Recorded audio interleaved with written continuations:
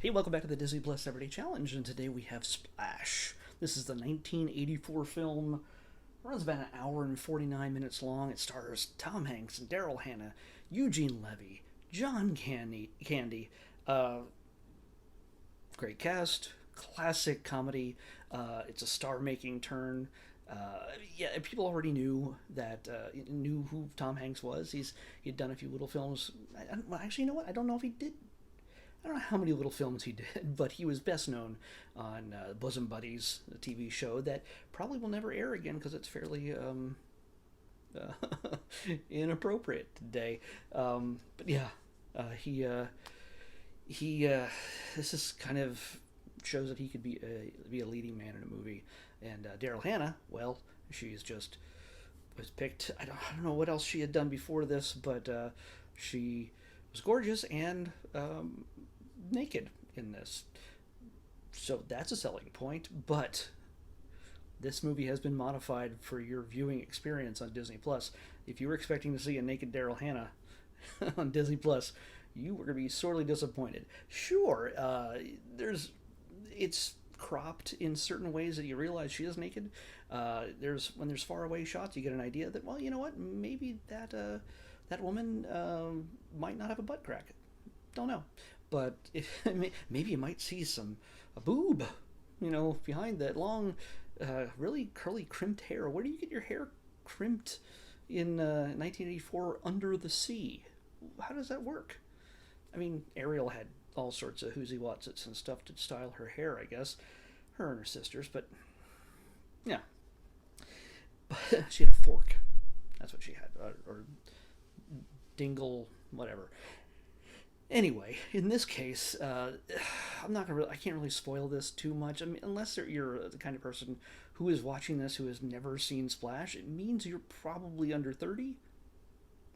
I don't know, but it's a story. I'm not going to spoil too much, but it's a story of a guy who, as a young man, falls off a boat and comes into a young man, a boy. He's a little boy. He falls in the water and meets a little mermaid, and he doesn't even believe, as he grows up, he doesn't believe that that moment was real at all, but it changed his life. Many years later, he feels drawn to the same area in Cape Cod after his current relationship implodes and he's depressed, just out of control. And when he's drawn back to this place, well, somehow something is triggered, and she finds him again, and she can never tell him that she's a mermaid, and he's so out of it as an adult that he doesn't understand. He doesn't realize he's even been rescued by a mermaid. But she discovers some things of his that help her find him in New York City, of all places, incredibly dense place packed with people, and she's able to track him down. And apparently, she can read driver's licenses underwater. So, yeah, I realize, okay, one, the Hudson, not a really great place for mermaids to be swimming in. Cape Cod, slightly better, but a lot of this stuff is shot in the Bahamas. Anytime you see them underwater, and the water is clear and you can see their faces, that's certainly not the Hudson. That is definitely the Bahamas. That is down south, blue waters and everything else, with coral and fishes, beautiful fishes and everything else. Yeah, don't expect any of the shots underwater to actually be like. There's a sequence where there's a fight underwater, and yeah, you can see everybody.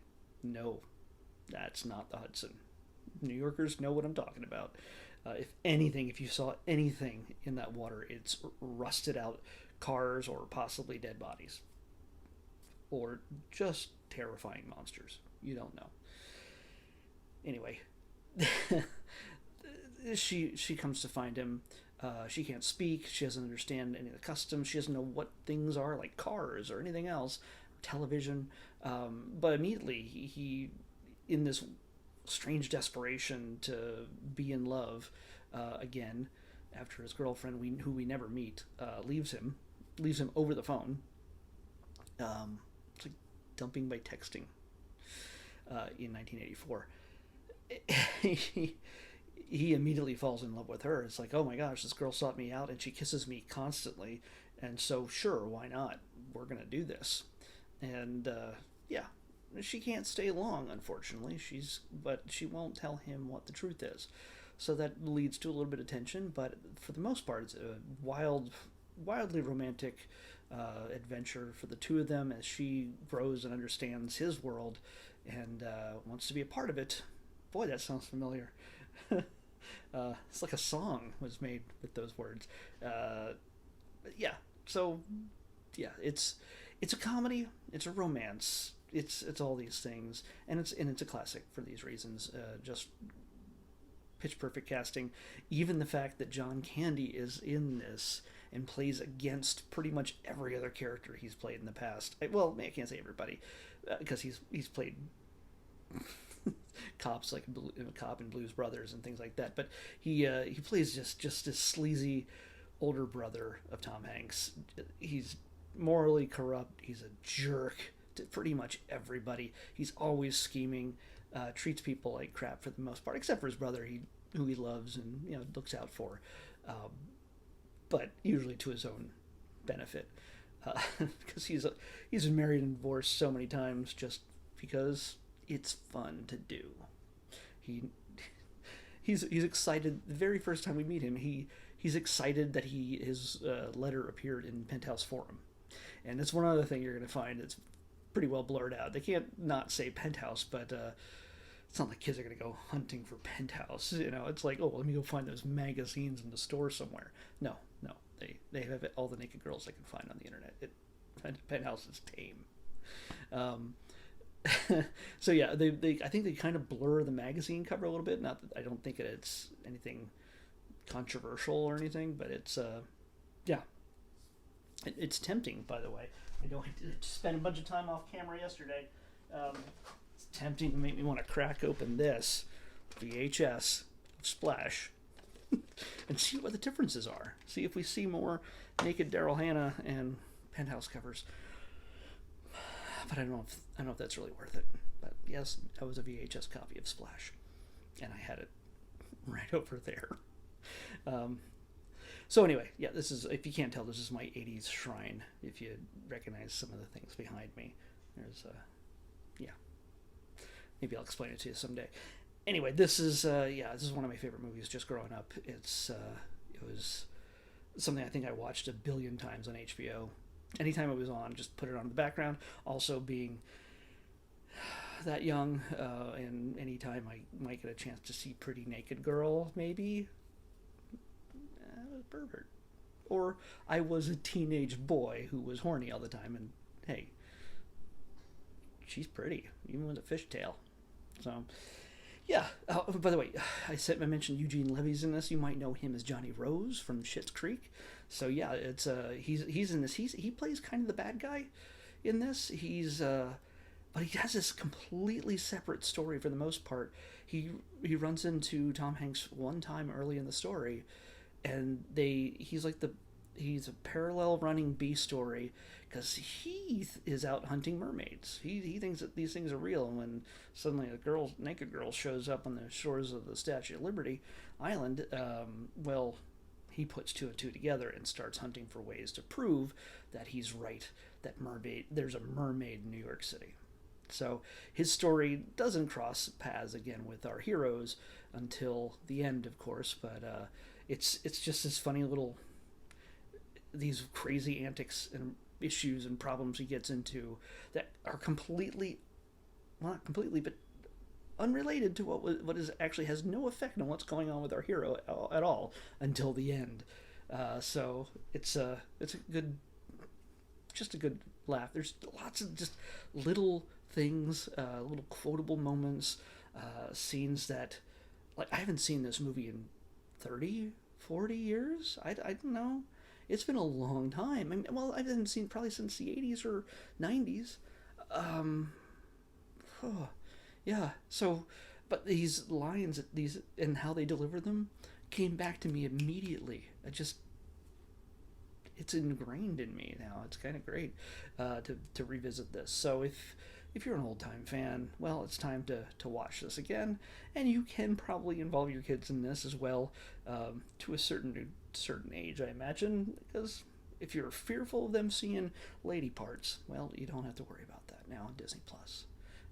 It's been censored for you. I think this is a 20th Century Fox film. By the way, Ron Howard directed this. This is one of his early, if not his first, directorial debut. I should check. You know what? I'll check. It's just too much to go through. I'm not going to be clicking around for the next 20 minutes. Should have done that in the past if I cared at all. But yeah, he was Richie Cunningham and Opie on, on Andy Griffith's show, and now he's directed movies. His daughter's directing Mandalorian episodes. He directed Solo, the second version of it, Star Wars story. So yeah, it's a big crazy family here that's involved in things Disney. So I think this is worth watching. Oh, so many great scenes with Dodie Goodman, the secretary who is struck by lightning. By the way, just a weird thing that had nothing to do with any of the rest of the movie. They just have a secretary where Tom Hanks works, who is just out of her mind. She's just this little old lady who's adorable, and she just has some amazing lines and interactions with both Tom and John Candy. And John Candy, I swear, half of the scenes that he's in, he's ad-libbed. It feels completely natural. He plays this great, just awful guy, but he's awesome at the same time. So yeah, if you just want to watch it, I mean, if you love Tom Hanks, great. There's one more movie you need to watch if you haven't seen it. And if you love John Candy, or if you don't know what I'm talking about when it comes to John Candy, watch this, and you'll see what I'm talking about.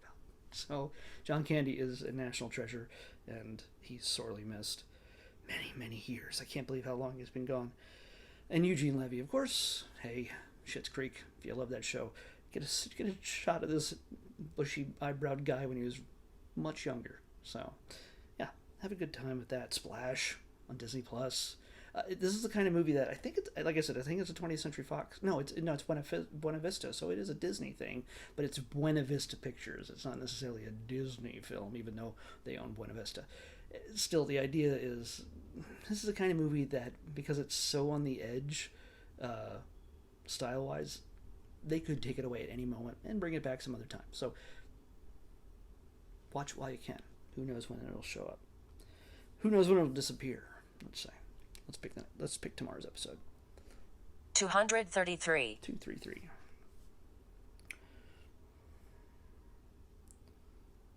Okay. 233. 233. Oh, okay. Another documentary thing. I have a feeling that this might be a series. I don't know. But we'll figure it out. Let's watch Hostile Planet tomorrow. It feels like a National Geographic story about how we're screwing the world over, and it's going to screw us right back if we keep treating it like garbage.